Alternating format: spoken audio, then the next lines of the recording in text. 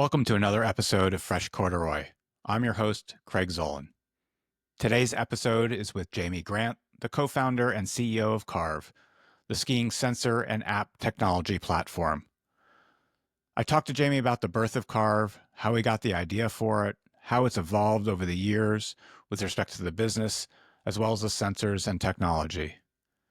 We talk about how people can use CARV to improve their skiing, how ski instructors are using CARV to help their clients improve, and importantly, how to improve your own Ski IQ, which is their ranking system for skiing proficiency. Now, let's go rip some fresh corduroy with Jamie Grant.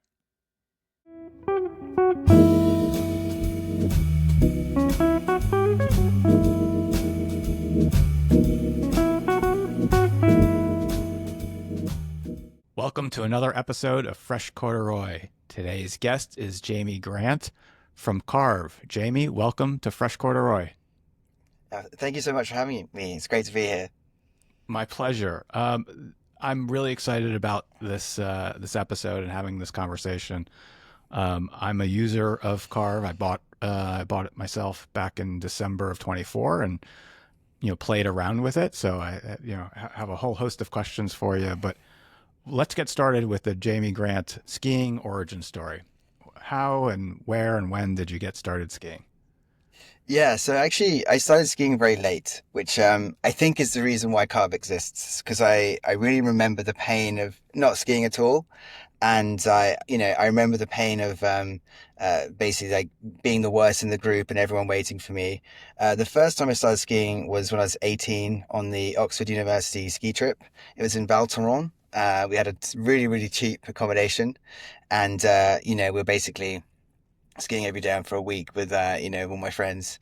And I started off with lessons. I had kind of 2 or 3 days of lessons, and then my friends were kind of just giving me the baptism of fire, trying to get me to ski better. So I think first day I did a black, first day I did blue, the second day a red, and then third day a black, which was very inadvisable, I would say, to anyone starting skiing. But yeah, I totally got the bug, and I, just wanted to ski as much as possible. So I was studying physics at the time. And then after I finished my physics degree, I then started a degree in financial economics with a kind of specialization in machine learning. But And always trying to get as much skiing as possible. and yeah, fortunately, you're a quick flight or channel ride away from the mountains, so I guess it's reasonable proximity. But I also read that you did some skiing on dry slopes. Did I read that correctly? Yeah, so actually, I didn't do any. So we for carve, we did a lot of skiing on dry slopes. So, Okay. I kind of started working on carve during my PhD, and it kind of came from this idea of I spent a lot of time looking at financial data in my PhD, and I thought, oh, wouldn't it be interesting to look at skiing data and then try and solve this problem of my bad skiing? Um, but obviously, being based in London, there's not many places you can go to easily go skiing, certainly cheaply.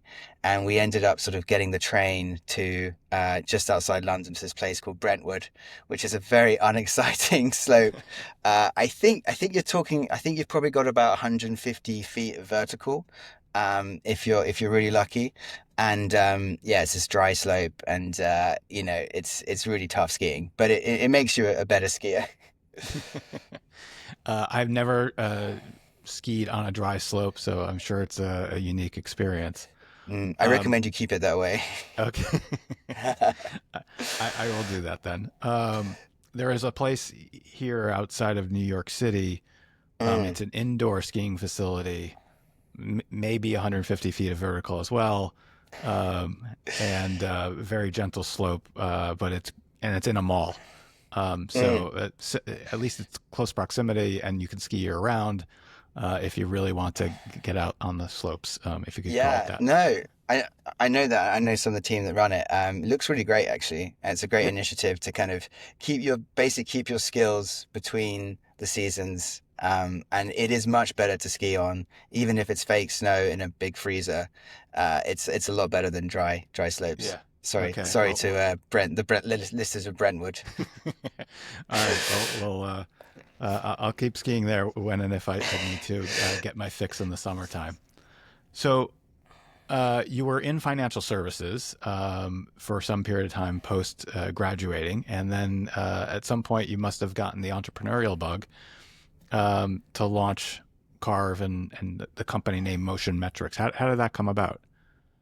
Yeah, so it was so as I was saying, I was studying for my PhD in financial economics, and I was kind of in and out of banks, so, doing internships. So, like I said, I have a bit of a financial background, such as yourself. I was doing internships in essentially investment banks on trading desks, and they tended to be quite technical ones. So, I was doing FX options trading, or sorry, exotic FX options trading, at one bank. And between the summers, I was obviously working on my PhD, and it was really kind of from the idea of spending a lot of time looking at the latest, essentially machine learning models that we're using, and I just got really and spent a lot of time actually looking at the financial data, so literally the graphs. And when you get into that, what you're kind of doing often in a PhD is you're trying to view the data in some clever way to digest it into some meaningful piece of information. So typically that's, you should buy a stock, or there's some kind of interesting relation between the amount of capital that hedge funds have and the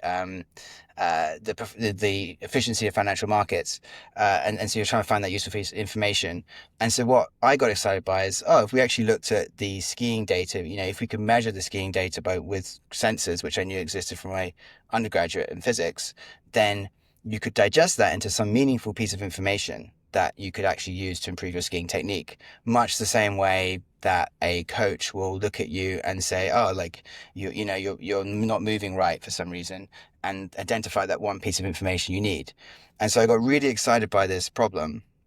And because I thought, oh, wow, if you could have that information and it could be done objectively, and it could be with you every time you ski, and you could have a really small time between doing that action, making a bad turn or having a bad run, and getting a feedback to try and improve, then this would create this like amazing feedback loop that you could just keep doing better and better. And maybe I could keep up with my friends. Was the plan. And so that was kind of like the genesis of the idea, and I kind of got really excited, and because I spent a lot of time coding essentially models to analyze financial data, it was quite easy for me to start getting kind of interesting pieces of information from skiing data. And so I started just with a phone. So basically, I made an app that recorded my skiing data as I was skiing down on, it was actually in Zermatt on a family trip now. I managed to persuade my uncle and auntie to take me skiing. And with that huge, like, data set of me skiing around, I could see the G forces, and I could see essentially me going up and down on the lifts. And so I first of all got separated out the lifts, and so you could see the ski runs, and then I could start to look at the turns by the way the phone was moving in my pocket. And then with that, I could then start to look at G forces and things. And so that was the initial genesis. Yep. And so I thought, so the reason why we called it motion metrics, well, it was just me at the time.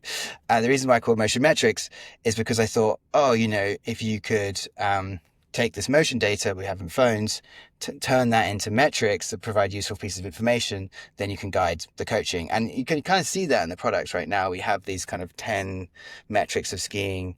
So it's kind of true to that. And then as I kind of started working more, so I met my co-founder, we released an app. We had a few thousand people on an app, basically with the university ski trips using that app.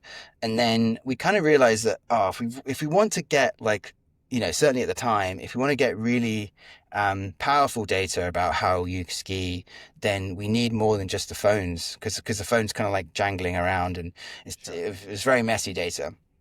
And so I thought, if we could get sensors on the boots, then that would really be incredible. And as we started doing that, we thought, we'd start with motion, because motion metrics. And then we got very excited by pressure, because everyone was telling us you need pressure and we were a bit naive at the time.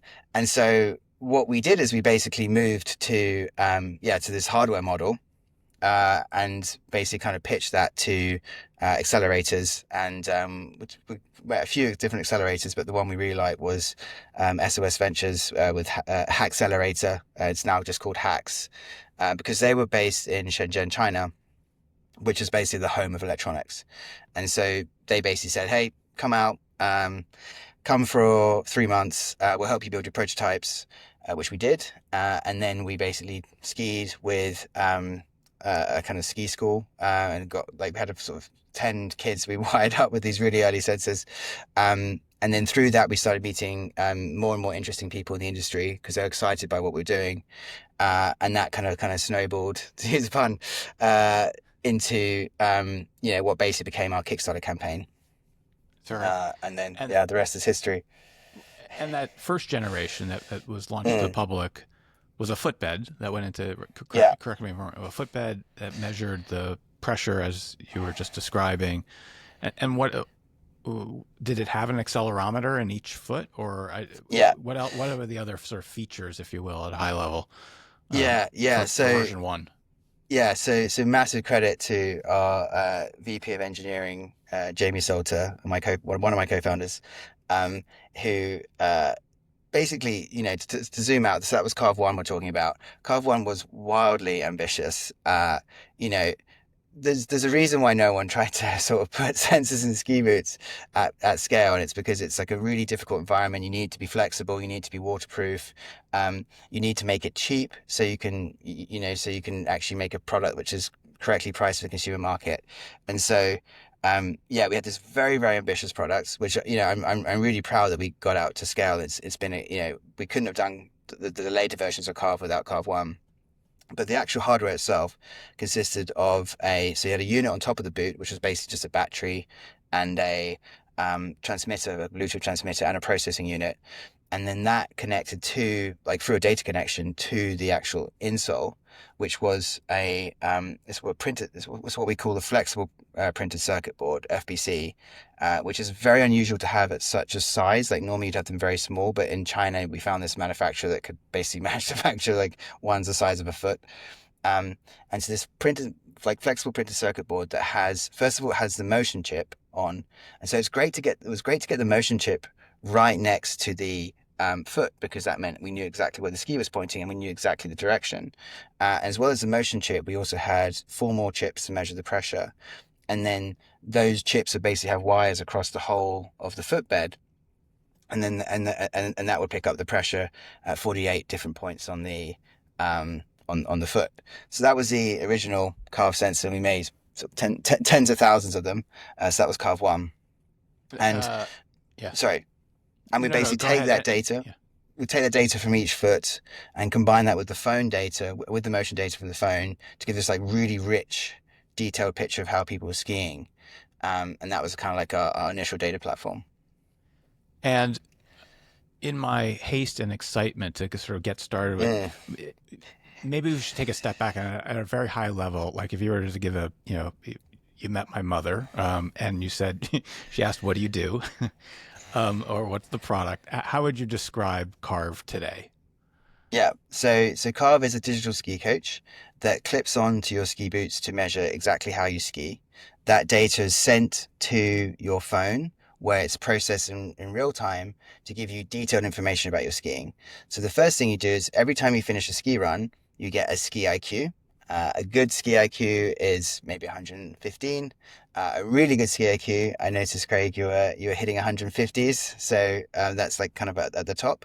And then an instructor might get 170. And so by measuring your skiing, giving you a ski IQ, we give you a kind of target to focus on the technique, so we can help you improve your technique by measuring something that you can improve. Then we also break that ski IQ into 10 different metrics, which characterize different aspects of skiing that you need to focus on, and we identify the one that you need to focus on most. So typically the experience is you get a ski IQ, and then you have a tip, which is to, say lean forward, or improve the angulation of your left turn, something simple that gets you into the next level of ski IQ. So you have those little tips. And then we also give real-time feedback. So if you have headphones, you can actually ski, and you can hear the feedback in the run, but you can also hear the feedback every time you finish a turn. And this creates this very, very powerful experience where basically you develop an intuition for the aspect of skiing we're trying to look at. So one of the hardest things about skiing is it's very unnatural. Basically, we weren't born to ski. We have to, we don't grow up some people do, but if you haven't grown up skiing, then you have to kind of relearn, you have to unlearn basically how to walk in this context.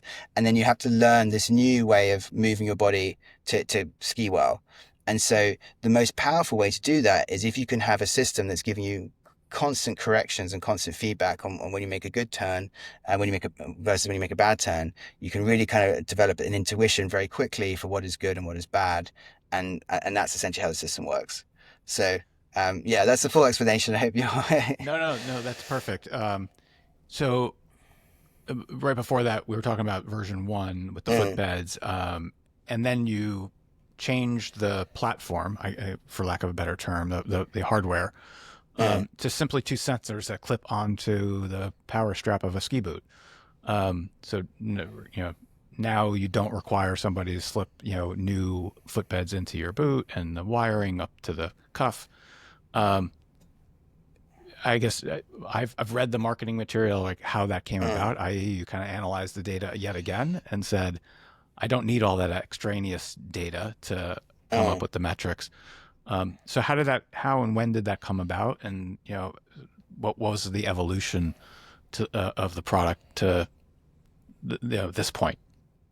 Yeah, so yeah, it was one of the biggest moves we made as a business, and yeah, it definitely was. It took a lot of thinking, and essentially what was happening was, so we had this user base of tens of thousands of customers, and they love the product, and we every year we're kind of growing the number of units we're making, but we're kind of trying to understand, what is it that's holding Carve back, and one of the biggest things we found was basically people had anxiety about putting something into their ski boot, um, and you know from two perspectives really. One, if you've never heard of Carve and maybe you haven't actually done much skiing, um, then the idea of actually taking apart your boot and trying to put this thing in, it just seems very complex.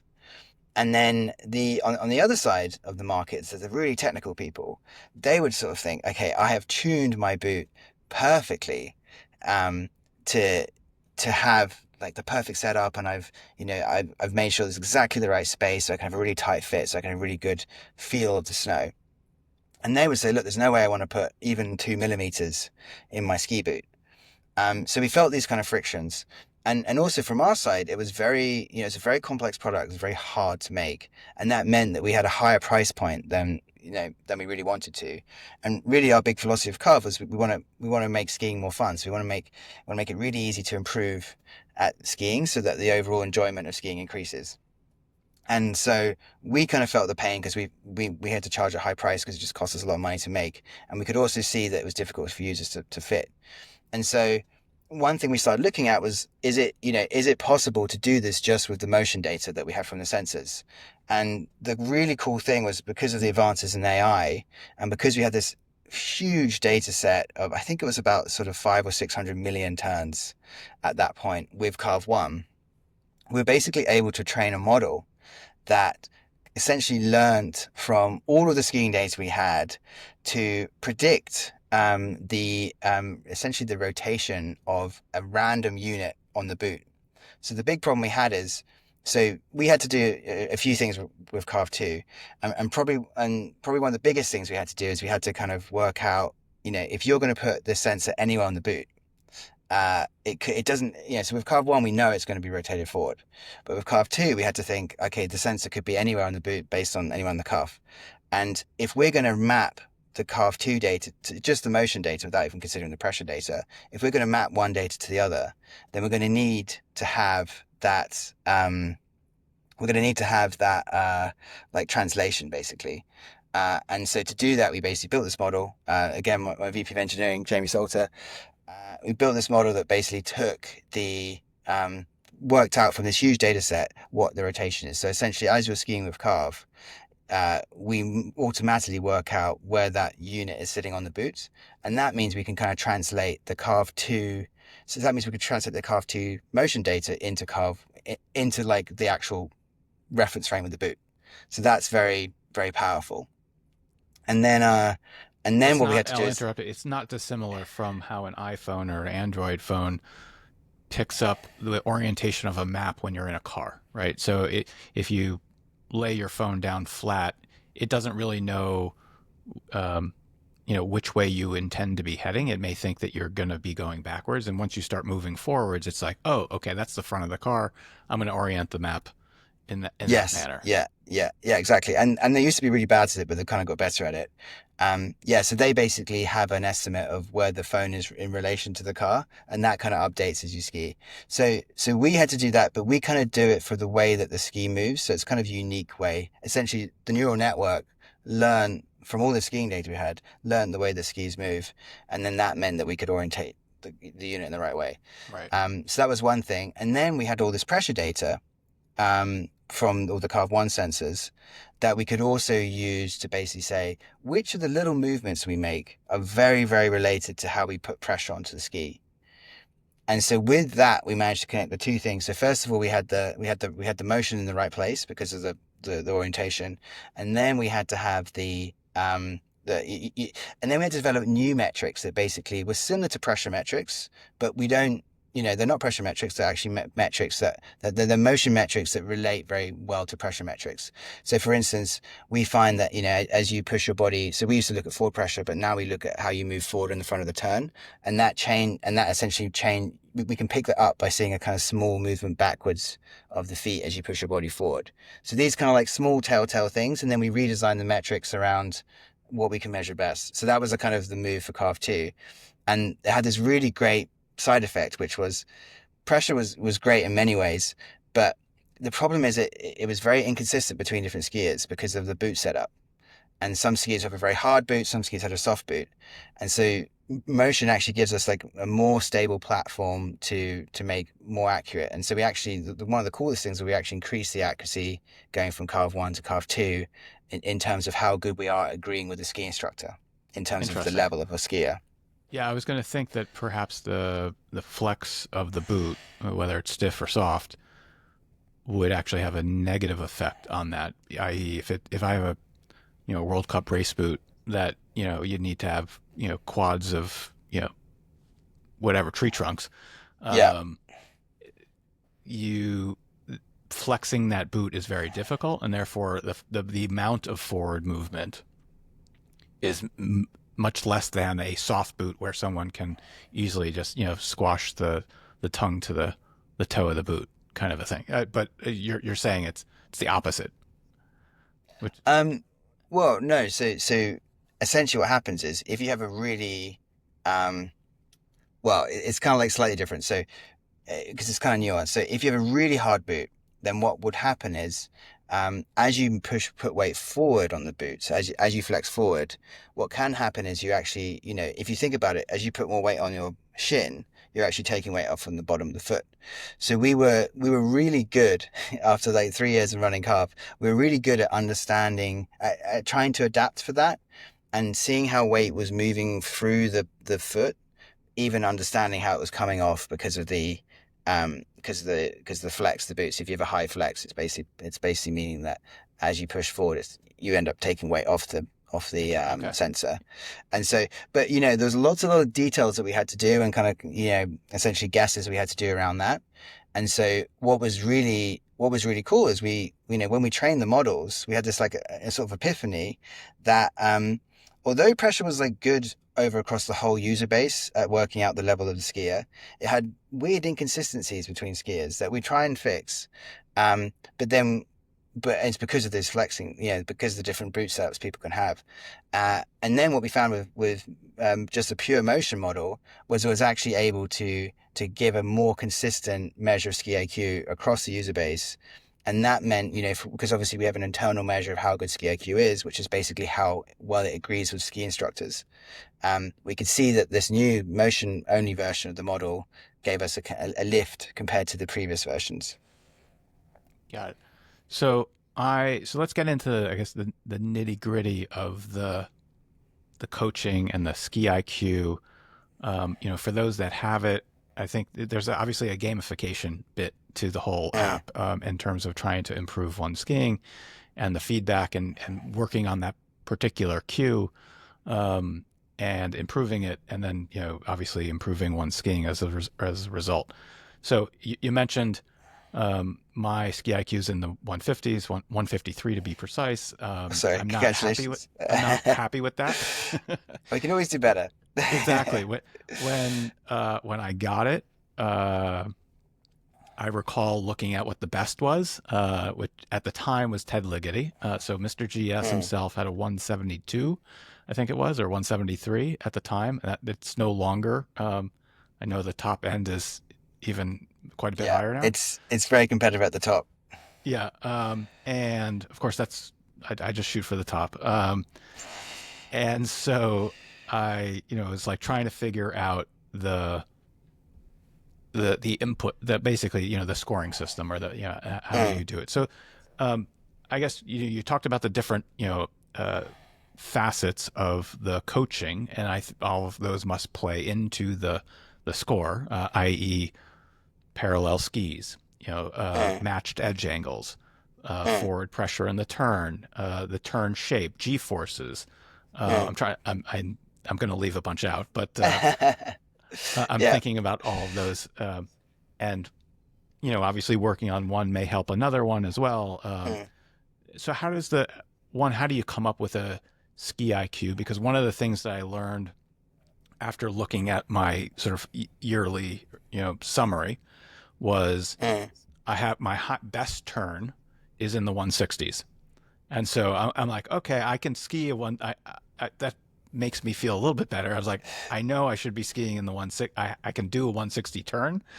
It's a function of I need to link a bunch of those up in some segment, um, to arrive at that, the level up my ski IQ score.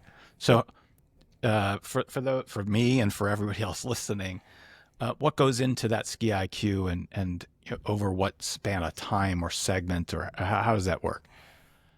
Yeah. So, a few things to unpack there. Yeah. The so basically the way SkiAQ works is we have a first we have these metrics we spoke about, and these are sort of 10 ingredients that we have worked incredibly hard to sort of provide the best pieces of information on your skiing technique, and we calculate these every single turn. And then every single turn, we take those metrics and we combine them in a particular weighting depending on the surface that you're on. So we look at the way the skis are moving, and the surface is obviously our kind of estimate of what you're doing. Um, and then and then we combine those to basically get your exact ski IQ. So if you imagine, the way we calculate ski IQ is very different if you are in powder. The way we weight those metrics is very different if you're in powder, and the way we score those metrics, sorry, as well, the way we weight and score them is very different if you're in powder to if it's on fresh corduroy, for instance. So, Yep. um, and uh, but that system was all kind of designed to kind of get us the most accurate version, the most accurate score of your technique. Now the metrics themselves, we wanted to kind of design a system so that we actually expose the way that we think, so that you could try and understand. So basically, you could try and understand how to improve. We didn't want it to just be a kind of random black box. And as you mentioned, we have things like edge angle, edge similarity, early forward movement, um, progressive edge build, which is kind of how you hold your edge. All these kind of like essentially these features of your ski turn. And for each of them, we work incredibly hard to um, basically understand the commonalities between good skiers at a certain level, that are true as much as possible between terrain and between skiers, and that are kind of invariant of small idiosyncrasies in style. And then we also want to look for the fact that they really differentiate between different levels of skiers. So it's if everyone's the same, it's not a very interesting metric. Um, so that's our kind of process. And so like going through these metrics, we essentially have three things we look for. First of all, we look for the metrics is reliable, so it doesn't kind of look very noisy and doesn't make any sense. Then we want to see that it really is an accurate representation of technique. So it's differentiating between the layers, between the levels of skiers. And then we want to see that it actually is coachable. So if you had a really good metric that was kind of something really funky that didn't make sense to ski instructors, and so we work very closely with ski instructors on these, then it wouldn't be any use because we wouldn't be able to drive our coaching through it. We wouldn't be able to help you get better at it. And it would just be a very frustrating experience. So it's that kind of picking those things, being very deliberate. And, you talked about the metrics. And then once we have those for that single turn, then we need to weight them. And so that is essentially like a black box, but we do expose how we do expose the targets that you need to get to, so you know where you've gone wrong. And then for every turn, we calculate the ski IQ. So that's where you saw that 160 turn. So, and then basically when, over the course of that segment, so segments are when you stop and start skiing, you do your turns and then you stop. And then we take the average of those turns to give you a score. And, that's it. There's a huge amount of data that goes into it. So, now we have over 1 billion turns. So whenever we have an idea for a metric, we can calibrate that over the whole billions of turns. And it can take a few, even on incredible sort of servers we have, it still takes a few days when you want to test a metric, if you want to test it across the whole user base. And then we also have, so what we, yeah, so we have to sort of test the metric, as much as possible. So if one thing I distilled out of that is, for me, I need to basically be at a complete stop, right? I'm starting a new segment, start quickly, get into my turn rhythm quickly, Yeah, and then come to a quick stop, basically. Don't lollygag or kind of like ski the run out lazily. It's you want to be crisp from start to finish, and yeah. no laziness in between literally the physical effort of starting and stopping movement. Yes. So in the current version of CARV, we are looking to change this because it's one of the biggest pieces of feedback we have. So yeah, just to preview that. But at the moment, the way to do it is, you want to have one really nice segment of skiing. So if you have a really bad turn, then we take it out. So we actually take out turns that we can see are completely different to your normal turns for that segment. So for instance, if you had to kind of try and avoid a child or something, or or you had a very bad turn as you started because you just don't have any speed. So those get taken out. But once we take those out, then we do take the median. So we're still taking technically we're still ignoring the extremes. So the mean is like a type of average. Sure. So yeah, we're still taking that out. But it does mean that basically you want to set off, ski some really nice turns, and then if you see some terrain come that you know is going to be bad, then you would sort of close that segment, get that really top ski IQ, and then ski on for the next segment. So this is something we want to improve, definitely. Yeah. So thank you for the Yeah, feedback. no, and it's something that I think I learned through trial and error, which was Mm, like I made some really great turns, like a set of 6, 8, 10 really excellent turns, and then of course I got to the bottom and I skied over to the lift, and obviously on a flat run out you're not getting edge angle. There's no G forces. There's no yeah, all the things that it's looking for, and so my score would uh, again, I would say artificially be reduced, but it's not, it's not artificial. It's just how you're calculating it. Um, so learning what my score was on that single best turn it was one illuminating for me, because I was like, okay, mm, now I know what I can do. It's just a function of how do I get a collection of them in sequence, and then stop that sequence quickly enough so that it yeah. registers. Yeah, Um, it does. It does start to get a bit philosophical because you say, well, it was a cat track, but I'm an amazing skier, and therefore, and I'm skiing a cat track perfectly. Our philosophy has been that if it's all very well having a cat track, but if you we want a high skier queue to be something that if someone saw you do, they'd be like really amazed. They'd be like, oh wow, like right. look at that guy. Who's that guy? And so to do that, we do think you need relatively challenging terrain. It doesn't have to be moguls or off, on the backcountry, but we at least look for steepness. And that naturally, we've always naturally done that because we obviously look for higher edge angles, and it's hard to get Right. it's hard to get high edge angles if you're just, on a cat track.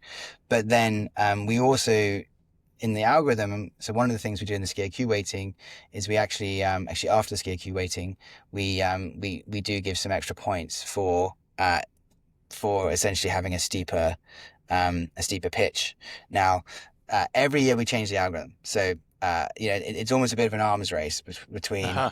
Okay. um, people that are kind of finding kind of inconsistencies and maybe or like finding things that don't quite meet that criteria of like we think this is amazing skiing. And so like every year we try and get like a better kind of recognition of what great skiing is. And to be honest, well, in the first versions of Carve, sort of before you started using it, but with Carve One, we were quite far out. So we have like internal metrics for how accurate the for each version of SkiIQ is. So whenever we make one, we can kind of run the numbers. And when you look at those old ones, I guess I was responsible for directly. There was quite a big gap. Yeah. And the level we have now is incredible, and obviously there's always more work to do, and it's really the linchpin of the whole product, having an accurate measure technique. Right. Yeah, it's definitely a lot better than it was. Well, I've watched YouTube videos with Ted Ligety and Mm, I think there's another guy. I don't. Is it Joe? Ski Dad TV is the mm. is the Yeah, channel, Joe Dunn. and the two of them are out, using Carve and talking about what score they just got on a particular run, and you can see, and they talk about how to get a higher ski IQ score during the videos. So it is interesting and instructive. Ted Ligety and this guy ski at Deer Valley. Typically are on a reasonable pitch, steep pitch, but Mm, groomed and with fresh corduroy, yeah. and go out and rip some turns. So former racers, which actually leads me to my next question. And you talked about working with a lot of ski instructors. Ted Ligety, this other guy, are ex racers. Mm, How do you see employing the device with different populations, right? Whether it's mm. for ski instructors and their use during teaching, or the recreational skier who just wants to self learn or self teach using the app. Like, what is the demographics of the population that it's aimed at, and how do you use it differently based on the different user type? Mm. Yeah, I think that's a really good question. It does kind of go to our mission, which is, when we set out with Carve, we really want to try and level up the overall enjoyment of skiing, and we want to do that by basically helping the on average people get better at skiing so they can have more fun. And that naturally, once you've made that philosophical decision, then your next step is you say, well, okay, where can we get the most impact for this mission? And it is in the kind of the average to, the average skier, because that's where most skiers are by definition. You have a Right. bell curve, and we know that we can have the most impact when we help the average person ski. So when we kind of approach the world, we really do think like long term, like how is this going to kind of level up the average skier? And so you can kind of see that in the choices we've made, like so first of all, it's very important for us to understand what amazing skiing is, because that's everyone's north star. And that's, for instance, why if you're a ski brand, you work with Ted Ligety to promote your skis, because you want people to get excited about the absolute top. But for us on a day-to-day basis, that's like a very, very important part. And obviously the product kind of moves people towards that. But we also really need to think about like how is the average experience for the average person. And so there is this like really interesting problem that we always kind of think about, is how do you make Carve really accessible so that anyone could just pick it up, but then how, as they get more familiar with the product, how can you essentially surface more complexity, because skiing is a very complex sport, And to really get people to really help the very best people, you have to get quite technical to do that. But the way we do it is, first of all, for the core product design, to make it accessible, but then going into detail. And so you see that in the ski AQ. So ski AQ is just one simple number that tries to capture the quality of your skiing. And so that any level of skier can get CARV, can ski with it, can try and get ski AQ. And then the next thing that, so once you have that number, any level of skier would say, okay, how do I get better? And so, the first thing you do with CARV is you clip it on, you do a run, you get a ski AQ, and then you get a tip to improve. And that tip is actually targeted based on your based on what we think you need to do, but also the level of skiing. So, if you've just started skiing and you're getting maybe a ski AQ of 70 or 80, then you're going to have a tip that's, first of all, that key metric for you to focus on, but is targeted, and the language is essentially at the level that you would expect. Once you're at the kind of 140s, 150s, it's much, much more technical language, and it's very detailed on the nuance that you need to improve. So that's the ski AQ and the tip. But then also we have all these metrics. And so if you're a more novice skier, you might just stay in that kind of ski AQ and tips, which is a great place to be, and you can make loads of progress. But then as you kind of get better at skiing and more familiar with the product, then you naturally start to discover the rest of the product, and the more so we talked about the metrics and the target zones for the metrics, and we have videos to try and encourage that. So yeah, it's a really interesting problem we think about all the time. How do you make something that is for the mass market, but then also can add value across all levels of skier? And it's something we're always trying to improve with every version of CARV. Yeah, and you talked about it earlier. It can tell. I'll be curious how whether you're skiing in moguls Mm, or in powder. Um, I don't know that it has the ability to know that you're in glades or the trees, skiing in the trees, but mm, certainly the surface conditions, whether it's mm. you know Exactly. Yeah. smooth, rough, moguls, powder. Uh, one, I'm I guess curious at a high level, how does it do that, and then how do you over time? I imagine you were talking about how you're giving feedback and a separate ski IQ based on that particular terrain type. Um, Mm, how do you enhance that? And I'm going to sort of that lead into perhaps like other types of skiing coaching. Like obviously there's ski racers, there's mogul competitors, there's like mm, you'd have presumably the top in each field uh, mm. ski with the thing on. You'd capture Yeah. data, and that would be Yeah. your north star, of course, for the metrics in that category. Yeah. Yeah. So yeah, you definitely have a kind of good kind of overview understanding of it. So essentially, so before this year, CARV was just for the groomers.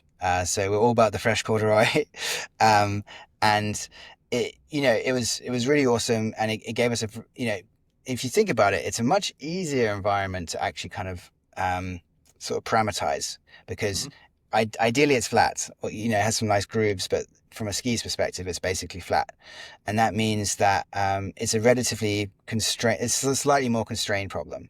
And so, with CARV, we want to sort of focus on where most people spend most of their time. Ultimately, is actually on the groomers, and we managed to make loads of progress. And obviously, that's where the original name came from. But one of the things we also felt last year when we moved to CARV 2 was that we had a lot of people really kind of begging us to make CARV work in places outside the groomers. So when people were in moguls, and then when people were obviously in powder as well, and then trying to capture the types of skiing in between. And so the way we do that is basically, so first of all, we always did this for CARV, and it's how we kind of measure ski IQ. But we have tens of thousands of video sessions where essentially we have a skier ski with CARV units, and we have all the data from the CARV units, but we also have a video of them. And so what we can do is we can then sit with an instructor, and we can say, what level do you think this skier is? Do you think this skier is better than this other skier? And that allows us to understand essentially the levels of skier. And so we've always done that with CARV. But then what we had to do to measure all terrain is we then had to collect all of that data for the different terrain. So we had to essentially get teams of people, massive thank you to everyone that's helped with this, to collect tens of thousands of video sessions of people skiing in powder, in with the moguls, and then also the kind of areas in between. So we also try and measure uneven terrain. And so what we did then is then we could train a machine learning model. So we could say, hey, like, so we made sure it's all categorized properly. And we then say to the model, hey, like, your job is to basically guess what the category of an instructor would say. And then we can use that to then, to basically see the tag in the app. So in the app, you see tags for powder, uneven terrain moguls. Um, and basically, that's the first step. And then also, once we have that data about what kind of terrain you're on, then we can make sure that when we give you a skier queue, we're comparing you to skiers in that terrain. So Right. essentially, what's happening is, effectively, what happens is basically when you get a high skier queue in powder, it's saying, hey, you're skiing like the really good people that we have in the database from powder. And the way that you're moving the skis, the way that you're doing these 10 metrics is actually very close to the way that people in the very top of the database. And we do that by first categorizing it, and then the weights basically change based on that kind of terrain. And then it is very important that we have data from the best skiers, so that we know when you're skiing at that top level. So we had to collect data from the very best skiers skiing powder, skiing the moguls. So we worked with the US mogul team. Very fortunate to ski with them for a few days. Not myself, but the data science team. Yeah. And that basically gave us like a really great data set of what really great looks like. But it's always this challenge of basically collecting more and more training data so we can train the model, so we can get better at categorizing what level of skiing you are. And then because we have all the metric system, then we can identify what you need to work on and then give you feedback that's specific for that type of terrain. So for instance, you're not going to get edge angle feedback if you're in moguls. You're not. It's going to be much more around keeping your skis parallel, keeping your edges parallel, probably because you're not, well, one ski's on one side of the mogul, one's on, Right. and the other's on the other side. And so we can start to give you feedback around, okay, keep your feet together on the moguls. So moguls would seem relatively easy for a sensor to pick up. The undulating terrain gives it away. How does it pick up powder? Right. Yeah. Sort of the Yeah. So opposite. I always think like, essentially what the machine learning is doing is imagine you just, so if you're an AI model, basically, imagine you don't see anything. You just see like two things moving through space. Yeah. And imagine like the difference between if someone's skiing powder and they're kind of pushing in and then they're going up and they're pushing in and they're going up. Imagine what that looks like, and all the little telltale movements. Okay. Yeah. And I could probably give you a few of them, and you'd be like, actually, I could work this out now. Right. So brains are like very good neural networks, right? But and so and so it's essentially the same kind of things, So, but if you also saw those two lines and they were just moving on a piece, you'd see a different movement. And the models will naturally pick different things up, and these things are learned over sort of tens of thousands of video sessions, but things they'll pick up are like the small movements that the ski makes as it vibrates. All these things that, you don't necessarily have to program them. These are things that the model will find itself. Right. But the key is to have obviously a large training data set so that you can kind of essentially weed out any kind of idiosyncrasies between skiers, because you want to get to the real truth of what is powder skiing and what is mogul skiing. Yeah. Talked about ski instructors, and I know that I don't know if this is still the model, but you are working with some instructors to incorporate CARV into their lesson planning. Is that part of the model to sort of indoctrinate people to the use of CARV and also assist Yeah. assist ski instructors as well? Yeah, so it kind of happened organically. So we've always worked really closely with instructors because we need to try and understand what they think is good and bad skiing, and then see if we can capture that. And obviously, as we work harder and harder, we can hopefully capture more and more. There's some really great instructors who basically have been looking for something like Carve, have been trying to find a way of helping their customers, especially instructors who will typically do a camp. Maybe if they do one camp a week, one camp a year or a few camps a year, and then a skier will come with them for 1 week, and then they'll be skiing the whole season without that instructor. And so, what we've found, the instructors that approached us have said, look, I'd love, I have a CARV unit myself. I'm using it to improve myself. And I often recommend it to clients. And then, then I can sort of speak to them between my camps and basically talk to them about their data, and they can send screenshots of the ski IQ or screenshots of their metrics. And then the instructor will be kind of helping them through the whole season. And so what we tried to do was, so we were approached by a few different instructors now and said, look, can we kind of work with you to have these camps? And we thought it was amazing, because for us, it's awesome to see, to have instructors basically using CARV a lot, because we learn how essentially they use the system, so they'll discover like, oh, this is really great way of getting people past the plateau. That this is plateau that kind of happens after you just start carving, and then they'll really understand how we can try and unlock that plateau. So it's a real kind of symbiotic relationship. So yeah, and I think from their perspective, it kind of elevates their offering to customers, because they can say, look, I can progress your ski IQ. So there's an objective measure of the improvement over the ski camp. But then also because you have that kind of overall improvement throughout the whole year. Yeah, so that's interesting, because there's a lot of other technology platforms for various sports to improve performance. I once upon a time cycled competitively, and so there's power meter data, heart rate data, all used to produce training plans and improve performance. People, former UK cyclist Chris Froome was always criticized about him just reading a power meter while he's riding the Tour de France and winning. It was kind of boring. It was too data driven as opposed to sort of emotional. But I could see, as you were just describing, using the data coming off of your sensors to work with a instructor or coach to improve one's performance, in between in-person sessions. So I think of a Training Peaks, which is an online portal for power data and heart rate data for cyclists and triathletes and those are the general sports running.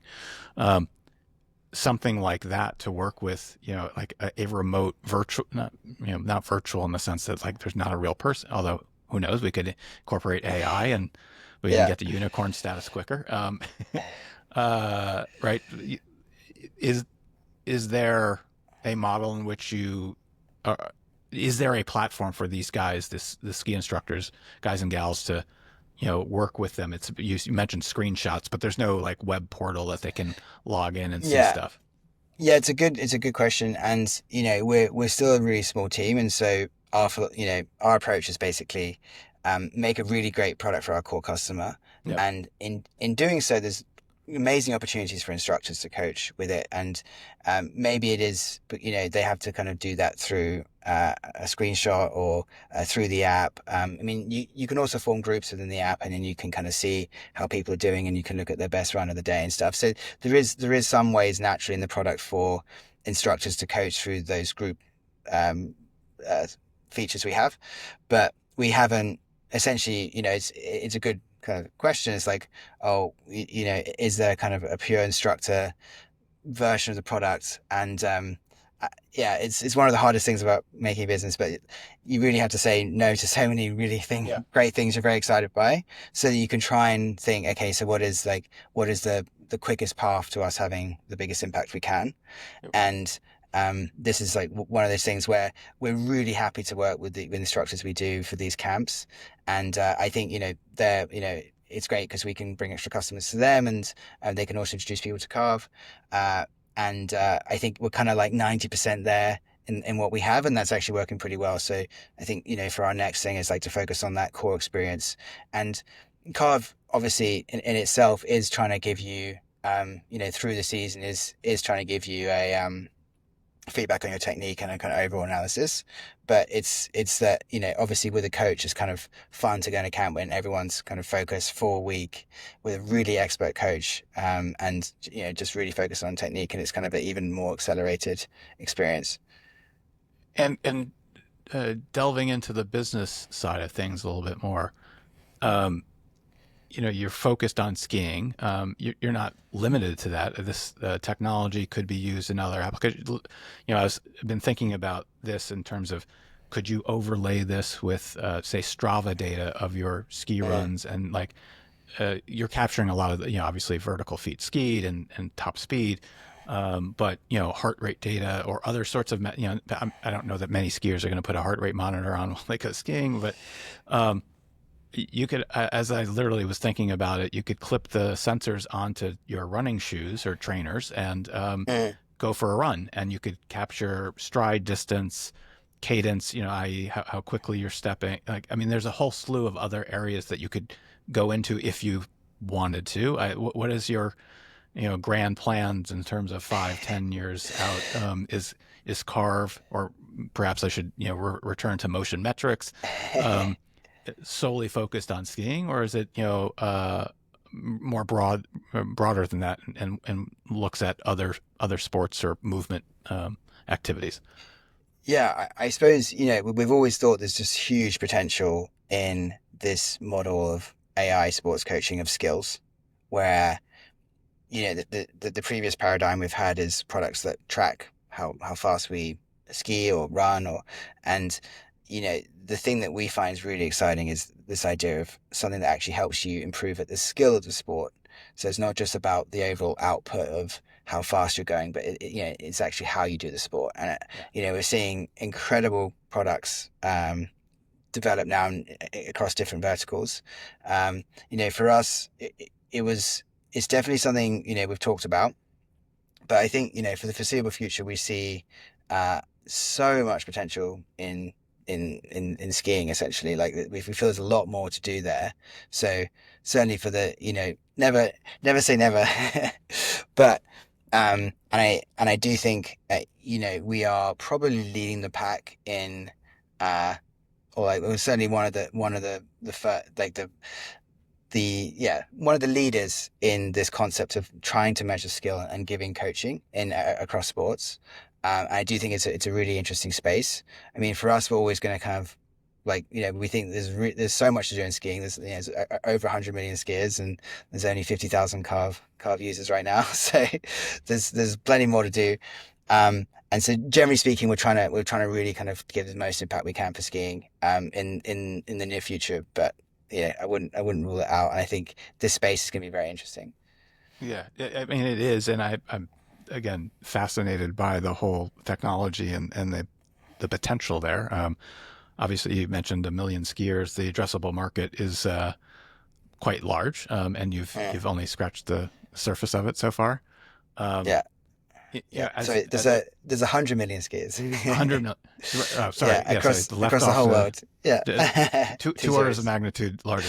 Yeah, Um, what was I going to say? Again, as the data guy, as I mentioned in our earlier conversation, um, you're gathering a lot of data about people's skiing habits. Obviously, where I've skied, or I skied last season, at least when I uh, used the Carve tool. It didn't miss it. I didn't get my whole season on there because it came in middle of December and I skied beforehand. And the other thing that one product improvement, when your phone dies from a battery, like, then you're kind of losing it loses everything. Is what basically it missed. There was one day we were skiing in, say, -30 to -40 Celsius temperatures, and as you might imagine, phone batteries don't do so well at that temperature, even though it was uh, under a couple of layers. So that's I don't know how you solve for that, but that's a one product improvement. But you also, so like I said, where I skied. If you might surmise that I was an icon pass holder based on, like the resorts that I skied at. Yeah. You could probably see the crossover of people who may ski at both icon and epic pass destinations, or like there's other data that's obviously not pertinent to, teaching people how to improve their technique. But is there, some desire or intended purpose with that other sort of, again, I call it exhaust data, that's, spun out of your Mm. activities.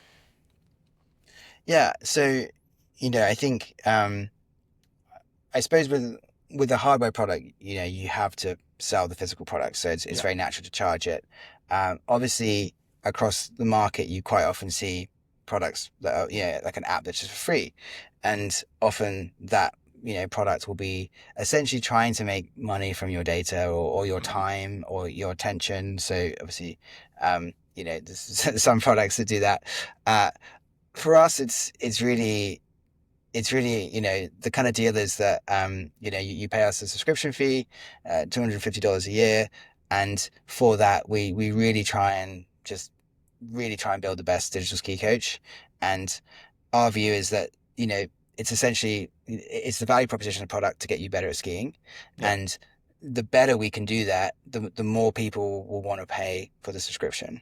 And so I obviously people have talked about this with us, but generally speaking, and unless we could see a real value to the customers, we wouldn't try and kind of try and augment the experience with things that potentially could make money for the data. And I do think as you because you with us we have this like great flywheel, which is you know people join the system, we get a subscription for the products, and that means we can keep reinvesting the money. We're a loss making business, so like we keep reinvesting all the money we make from the subscription in making really great products. So I think that's actually one of the great things about subscription products, and I think Whoop is kind of in the same. I don't know if you follow the Whoop company, but they're in the same bucket in that they provide like this great experience, and then they keep investing their subscription like revenue in building a better and better experience. So for us, like I'm definitely keen to keep that core loop in the business. And I think we won't be moving away from that. Got it. Well, this has been fascinating. I could go on for hours, but I want to thank you very much for joining me today. I love the product, so that's um, unbiased. Not because you're here, but I actually do enjoy it. Need to play with it some more, and obviously Mm, your teachings today will, I think, help me. I don't use it with earphones in, like while I'm skiing, mm, so I have to listen to it while I'm riding up the lift. yeah. Um, Maybe I'll try with some AirPods or something in. I just don't. I just don't ski. I've never skied with AirPods in. Um, but it's fantastic. So thank you very much for joining me today, and congratulations on a great product. No, it's been an absolute pleasure. I definitely recommend you ski with a car with headphones. It doesn't have to be AirPods, but you can use these great kind of systems that basically fit into your helmet, and then they connect by Bluetooth, and then you can use real time coaching. It is used about 35% of the time. But yeah, it's been super super fun to chat, and yeah, pleasure to share the story behind Carve with your listeners. Thank you very much, Jamie. Really appreciate it. Thank you.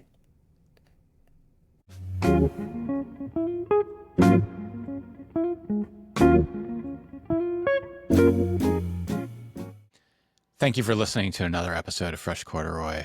I hope you enjoyed the conversation I just had with Jamie. I've perhaps nerded out a little bit. I love technology, I love skiing, and I love data. And so this combined all three things into one episode. Um, I've been using Carve for the past season, and had a lot of fun with it. I definitely did not use it to its fullest, and so having the conversation with Jamie about the technology, how to use it better, certainly was enlightening. Um, I think it has its place in the skiing world. I know it a gamified skiing to an extent. So when I was out skiing by myself, I had something to work on and to improve my skiing and listen to the feedback on the lift ride back up. I didn't use the AirPods during the run, so I didn't have real time feedback as I'm skiing. I guess I'm old school in that way that I just enjoy skiing and the sounds of arcing a turn and the skis on the snow is what I listen to. But maybe next year I'll put some earpods in while I ski down and listen to the feedback as I ski. Um, it's interesting also that it does distinguish pretty accurately what kind of terrain you're skiing. I didn't really have any great powder days last season. There was one up in Canada where I considered it to be a powder day. I don't know that CARV did because it was a little bit chopped up. Definitely distinguished that it was uneven terrain, but I'm sure it will improve on that as well. Um, and for those that are sort of in the big sweet spot of skiing in terms of their proficiency, I know it could help someone skiing quite a bit. And so, targeting the sort of the mass market makes sense. I'm trying to reach the Ted Ligety status, which I'm sure will always be elusive, but it's fun to try and strive for that kind of a score, on one's own. So uh, again, hope you enjoyed the episode. I certainly learned something from it to be able to go out next season and use the application to its fullest. If you've never tried it, I recommend borrowing a set from a friend and going out for a run or a few for the day with it and seeing how you like it. And frankly, in the grand scheme of skiing equipment, it's not that expensive. You can find them on sale, I think, for 200. I think they retail at 250, and you get a full 1 year membership sort of use of the app. So considering boots, skis, bindings far exceed that, and these are a multi-season type investment. It's a nice thing to add to your arsenal of how to get better at skiing. Whether that's the Fresh Corduroy, uh, moguls, or powder. And so with that, I thank you. Please don't forget to tell your friends about Fresh Corduroy podcast and like and subscribe. And again, please provide any feedback that you may have either in the comments section of your platform, whether that be Spotify, Apple Podcasts, or something else, or feel free to email me at freshcorduroypodcast@gmail.com. Until next time, see you on the slopes. Intro and outro music is by Eric Zolan from his album Calder's Universe, which can be found on Spotify.